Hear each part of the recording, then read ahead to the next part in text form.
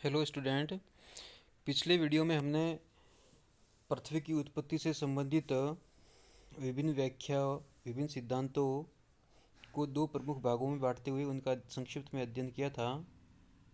हालांकि आपके प्रथम प्रश्न पत्र भौतिक भूगोल की प्रथम जो यूनिट है उसमें पृथ्वी की उत्पत्ति से संबंधित मुख्यतः दो सिद्धांतों का ही अध्ययन करना है। लेकिन चूंकि पृथ्वी की उत्पत्ति से संबंधित प्रारंभिक तौर पर विभिन्न व्याख्याओं को प्रतिपादित किया गया है, इसलिए मैंने पूर्व के वीडियो में संक्षिप्त में सभी का डिस्कशन किया था। अब मुख्य रूप से आपको दो सिद्धांतों को पढ़ना है और ये दोनों सिद्धांत द्वैतवादी विचारधारा के पोषक है। यानी पृथ्वी की उत्पत्ति से संबंधित जो दो प्रकार की संकल्पनाएं थी, अद्वैतवादी और द्वैतवादी।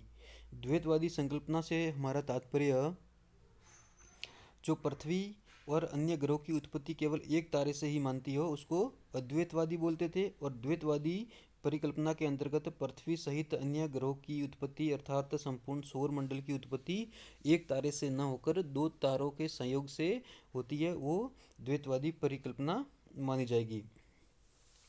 अब एक प्रमुख संकल्पना द्वैतवादी संकल्पना थी ज्वारीय संकल्पना, टाइडल हाइपोथेसिस, और एक आपको पढ़ना है महाविस्फोटक सिद्धांत यानी बिग बैंग थ्योरी। इन दोनों के बारे में हम विस्तार से इस वीडियो में चर्चा करेंगे। चूंकि दोनों ही टॉपिक आपके सिलेबस से संबंधित है, इसलिए आपको ये टॉपिक क्लियर होना भी ज़रूरी है। और ये आपका पेपर फर्स्ट रहेगा और उसकी यूनिट फर्स्ट का फर्स्ट टॉपिक रहेगा। अब देखिए, टाइडल हाइपोथेसिस यानी ज्वारीय संकल्पना क्या है। तो पृथ्वी की उत्पत्ति के संबंध में यह आधुनिक परिकल्पनाओं में से एक है जिसे पर्याप्त समर्थन प्राप्त है। इसके अनुसार सौरमंडल का निर्माण सूर्य एवं अन्य तारे के संयोग से हुआ है। सूर्य के निकट इस तारे के आने से सूर्य का कुछ भाग ज्वारीय उद्भेदन के कारण फिलामेंट, ये फिलामेंट शब्द आप ध्यान रखना, फिलामेंट के रूप में खींच गया तथा बाद में टूटकर सूर्य का चक्कर लगाने लगा। यही फिलामेंट सौरमंडल के विभिन्न ग्रहों की उत्पत्ति का कारण बना, जिनमें पृथ्वी भी शामिल है। यह परिकल्पना ग्रहों और उपग्रहों के क्रम, आकार व संरचना की भी व्याख्या करती है। सही मायने में ये एकमात्र ऐसी संकल्पना है जो ग्रहों की उत्पत्ति के साथ साथ उनके आकार, क्रम और संरचना की भी सही तरीके से व्याख्या करती है, और अधिकतर खगोलविद और वैज्ञानिक इस व्याख्या का समर्थन भी करते हैं। इस परिकल्पना का प्रतिपादन जेम्स जीन्स ने 1919 में किया था। इसके अनुसार सौरमंडल का निर्माण सूर्य एवं एक अन्य तारे के संयोग से हुआ है। सूर्य के निकट इस तारे के आने से सूर्य का कुछ भाग ज्वारीय उद्भेदन के कारण फिलामेंट के रूप में खींच गया तथा बाद में टूटकर सूर्य का चक्कर लगाने लगा। अगली स्लाइड में हम एक इमेज के माध्यम से ये समझेंगे कि वास्तव में किस प्रकार से साथी तारा आया और उसकी आकर्षण शक्ति के कारण सूर्य का बाहर वाला भाग ज्वार के रूप में उद्भेदन हुआ और उससे विभिन्न प्रकार के ग्रहों का निर्माण हो सका। अब देखिए, ये इसमें ये सूर्य है और सूर्य की परिक्रमा करता हुआ एक तारा आता है, ये आप देख सकते हैं यहाँ पे। और जब ये अंडाकार कक्ष में सूर्य की परिक्रमा करने के दौरान ये साथी तारा सूर्य के सर्वाधिक निकट आता है, तो उसके आकर्षण बल से प्रभावित होकर सूर्य का जो बाहर वाला भाग है वो इस आकर्षण बल से प्रभावित होकर बाहर की ओर खींचता है। बाहर की ओर यानी उस तारे की आकर्षण शक्ति की ओर उसका खींचाव होता है। और आप देखिए, इसमें देख सकते हैं कि इस प्रकार से खींचाव के दौरान में ये सिगार के आकार, ये देखो इस प्रकार से ये अलग आकार बनता है सूरज का। और देखो इस वीडियो में ये आकार कालांतर में इस सूर्य से टूटकर ये सिगार टूट के एक फिलामेंट के रूप में परिवर्तित हो जाता है। इस प्रकार से एक रबड़ बैंड कैसे हम खींचते हैं और इस प्रकार से ये अंडाकार आकृति का एक फिलामेंट बनता है जो इस साथी तारे के आकर्षण बल के कारण सूर्य से अलग होता है। और यही फिलामेंट बाद में जब ये साथी तारा काफ़ी दूर तक चला जाता है सूर्य से, तो इसकी आकर्षण शक्ति का प्रभाव इस सूरज पर भी नहीं पड़ता, और जो ये फिलामेंट जो सूर्य से अलग हुआ है इस पर भी इस साथी तारे का आकर्षण बल नहीं रहता, जिसके कारण ये फिलामेंट कालांतर में इस सूर्य के चारों ओर ही चक्कर लगाने लग जाता है, यानी सूर्य की आकर्षण शक्ति से बंध जाता है और साथ ही तारे की आकर्षण शक्ति से मुक्त हो जाता है। और ये फिलामेंट फिर अलग अलग टुकड़ों में बंटकर विभिन्न ग्रहों और उपग्रहों के रूप में तब्दील हो जाता है और सूर्य के चारों ओर चक्कर लगाने लगता है। और इस प्रकार से संपूर्ण सौर मंडल की उत्पत्ति और उसकी व्याख्या निर्धारित की जा सकती है। अब देखिए, ये सिगार की शक्ल में ग्रह परिवार।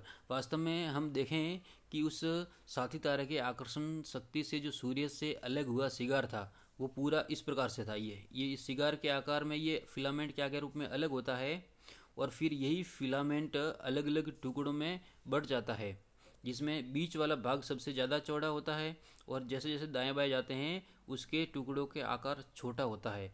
तो वर्तमान में यदि सौर मंडल के आप ग्रहों की संरचना, उनके आकार और उनके क्रम को देखें तो वास्तव में आपको पता चलेगा कि इन ग्रहों की, इन उपग्रहों की व्याख्या। और देखिए, ये फिलामेंट जो इस आकार में सूर्य से अलग होता है और कालांतर में इसके विभिन्न टुकड़े हो जाते हैं और ये सारे टुकड़े सूर्य के आकर्षण बल से बंध कर उसके चारों ओर चक्कर लगाने लग जाते हैं। और वर्तमान में सौर मंडल की उत्पत्ति इसी प्रकार की है और संरचना और विभिन्न ग्रहों उपग्रहों का आकार देखें तो हमें प्रतीत होता है कि वास्तव में ये जो पृथ्वी की उत्पत्ति और सौरमंडल की उत्पत्ति की व्याख्या संबंधी ज्वारीय संकल्पना सर्वमान्य संकल्पना प्रतीत होती है।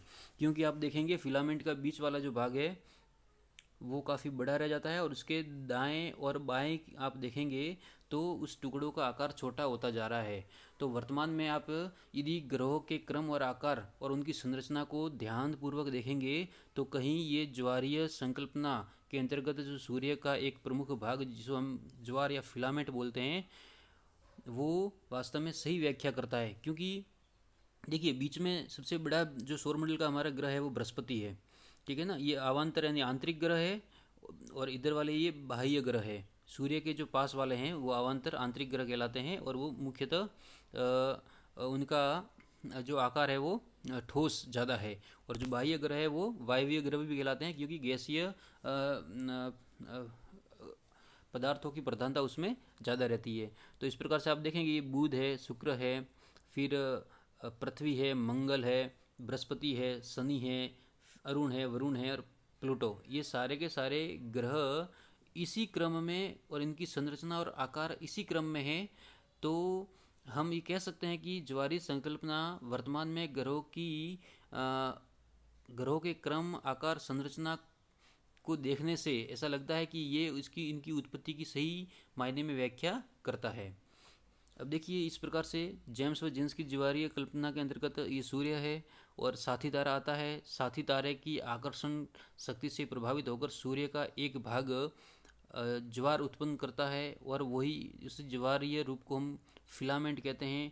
फिर कालांतर में साथी तारा काफ़ी दूर चला जाता है जिसके कारण सूर्य पर उसका आकर्षण बल नहीं लगता और ये ज्वार स्वतंत्र रूप से सूर्य की आकर्षण शक्ति से बंध कर प्रभावित होकर सूर्य के चारों ओर चक्कर लगाने के क्रम में कालांतर में अलग अलग टुकड़ों में बढ़ जाता है और यही अलग अलग टुकड़े ठोस और गैसीय अवस्था के रूप में वर्तमान में सौर मंडल के संपूर्ण ग्रह और उपग्रह के रूप में निर्मित हो जाते हैं। और जो बीच वाला भाग होता है, बीच वाला भाग जो सूर्य, वो सेंटर में रहता है और इसकी आकर्षण बल से प्रभावित होकर संपूर्ण ग्रह और उपग्रह इसके चारों तरफ चक्कर लगाते हैं और उसमें एक प्रमुख ग्रह पृथ्वी भी है। तो इस प्रकार से पृथ्वी की उत्पत्ति और उसकी संरचना की व्याख्या ज्वारीय संकल्पना के माध्यम से हो सकती है।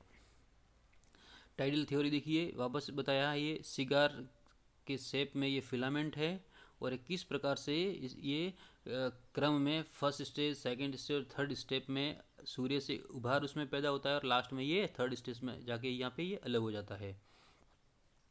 अब एक है बिग बैंग सिद्धांत। ये भी पृथ्वी और पृथ्वी सहित सौरमंडल की उत्पत्ति को अच्छी तरह से व्याख्या करता है। तो बिग बैंग सिद्धांत के आरंभ का इतिहास देखें तो आधुनिक भौतिकी में जॉर्ज लेमेत्रे ने लिखा हुआ है। ये लेमेंतर एक प्रमुख रोमन कैथोलिक पादरी थे और साथ में वैज्ञानिक भी। उनका यह सिद्धांत अल्बर्ट आइंस्टीन के प्रसिद्ध सामान्य सापेक्षवाद के सिद्धांत पर आधारित था। यह एडविन हबल थे चीनों ने वर्ष 1929 में बताया था कि सभी गैलेक्सी एक दूसरे से सिकुड़ रहे हैं। महाविस्फोटक सिद्धांत दो प्रमुख धारणाओं पर आधारित है। पहला भौतिक नियम और दूसरा ब्रह्मांडीय सिद्धांत। ब्रह्मांडीय सिद्धांत के मुताबिक ब्रह्मांड सजातीय और समदेशिक आइसोट्रॉपिक होता है। 1964 में ब्रिटिश वैज्ञानिक पीटर हिग्स ने महाविस्फोटक के बाद एक सेकंड के 11वें भाग में ब्रह्मांड के द्रव्यों को मिलने वाले भार का सिद्धांत प्रतिपादित किया था, जो भारतीय वैज्ञानिक सत्येंद्र नाथ बोस के बोसोन सिद्धांत पर ही आधारित था। इसे बाद में हिग्स बोसोन के नाम से जाना गया। इस सिद्धांत ने जहां ब्रह्मांड की उत्पत्ति के रहस्यों पर से पर्दा उठाया, वहीं इसके स्वरूप को भी परिभाषित करने में मदद की। बिग बैंग सिद्धांत के अनुसार लगभग 13.7 अरब वर्ष पूर्व यानी 13.7 बिलियन ईयर्स एगो ब्रह्मांड सिमटा हुआ था। इसमें हुए एक भयंकर विस्फोट के कारण इसमें सिमटा हर एक कण फैलता गया, जिसके फलस्वरूप ब्रह्मांड की रचना हुई।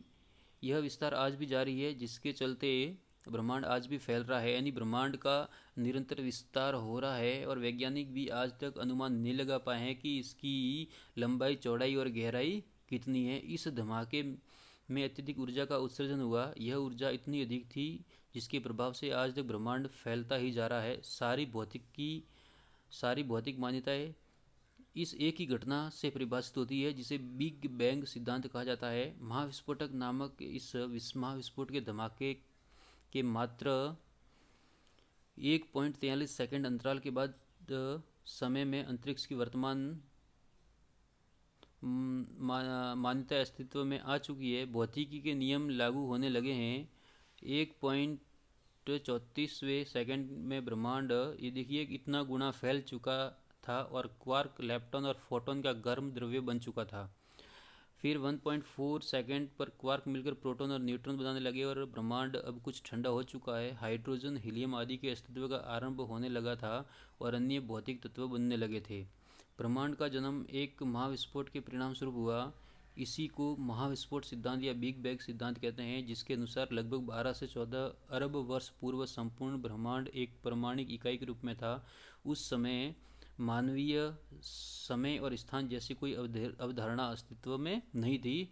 तो बिग बैंग सिद्धांत के अनुसार ये सिद्धांत बताता है कि ब्रह्मांड प्रारंभ में काफ़ी सिमटा हुआ था और कालांतर में इसमें एक भयंकर महाविस्फोट हुआ, जिसके चलते विभिन्न आणविक और परमाणुक कण फैलते गए और वर्तमान का जो ब्रह्मांड है इसका विस्तार अभी भी जारी है। इसको इस फोटो के माध्यम से हम देख सकते हैं कि वास्तव में सबसे पहले एकाकी परमाणु में विस्फोट होता है और किस प्रकार से ये लगातार इसमें फैलाव होता जा रहा है, जिसके कारण विभिन्न तारों, आकाशगंगाओं और गैलेक्सी में आपसी दूरी और उनके आकार में लगातार बढ़ोतरी होती जा रही है। और आने वाले समय में किसमें फैलाव कितना होगा अभी कहना संभव नहीं है। हम छोटी क्लास में पढ़ चुके होंगे कि वास्तव में ब्रह्मांड का विस्तार किस प्रकार से होता गया। तो आप बिना फुलाए गुब्बारे पे कुछ डॉट लगा सकते हैं पेन से या कलर से, और फिर आप गुब्बारे को फुलाएंगे तो उन डॉट की जो आपसी दूरी है और उनका जो आकार है वो लगातार बढ़ता जाएगा। ठीक इसी प्रकार से महाविस्फोटक या बिग बैंग सिद्धांत ये प्रतिपादित करता है कि विस्फोट के माध्यम से विभिन्न परमाणुक और आणविक संरचनाओं में निरंतर विस्तार और फैलाव होता रहा है, जिसके कारण विभिन्न आकाशगंगाओं और एक आकाशगंगा के अंतर्गत विभिन्न तारों के ग्रहों, उपग्रहों के आकार और संरचना में निरंतर विस्तार और फैलाव होता जा रहा है।